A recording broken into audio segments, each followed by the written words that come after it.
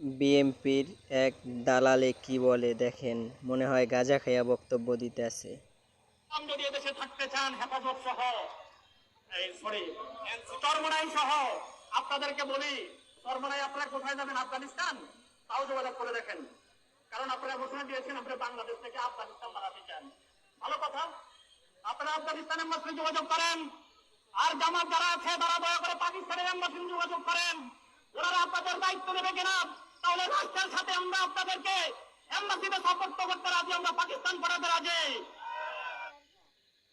চরমোনাই যাবে আফগানিস্তান, আর জামাত ইসলাম যাবে পাকিস্তান, আর বিএনপি যাবে কোথায়? কথায় কথা আসে বিএনপির বাবার দেশ, বিএনপির বাবার দেশ নাকি? এই কথা এলো কথা আসে, আপনারা খারাপ পাইবেন না, ছোট মুখে বড় কথা বলছে, কথায় কথা আসে। চরমোনাইরে পাঠাইলো, চরমোনাই তো বাংলাদেশের জনগণ নাকি? নাকি এরা আফগানিস্তান থেকে আইছে রাজনীতি করতে বাংলাদেশে?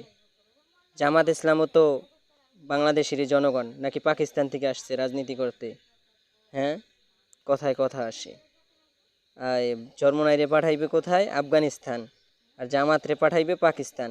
বিএনপি থাকবে দেশে, বিএনপির বাবার দেশ। কেউ কষ্ট পাইেন না, ভিডিওটা শেষ পর্যন্ত শোনেন।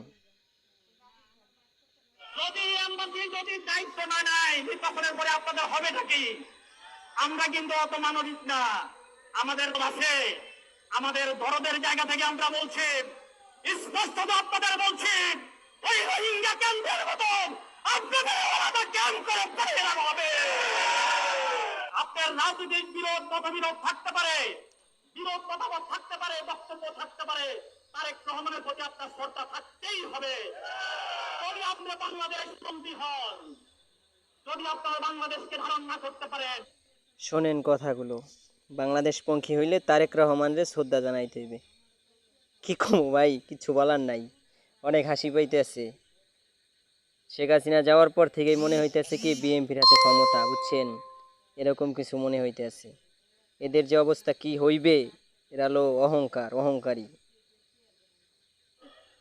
করতে পারেন, তাহলে এই রাজনীতি, এই বাংলাদেশ, এই পতাকা, এই মানচিত্র আপনাদের জন্য নয়। আপনাদের যদি প্রয়োজন হয় আপনারা পাকিস্তান যোগাযোগ করে দেখতে পারেন, পাকিস্তান আপনাদের রিসিভ করবে কিনা আপনারা দেখেন। অনতি বিলম্বে তত্ত্বাবধায়ক সরকারের রূপরেখা প্রকাশ করবে। তত্ত্বাবধায়ক সরকারের ঘোষণার পরেই নির্বাচনের যে জোয়ার, সেই জোয়ার আপনাদের মাথায় উত্তাল হবে। নির্বাচনে আপনাদের ধানের শীষের দল জোয়ার দেখে এরা উন্মাদ হয়ে গেছে।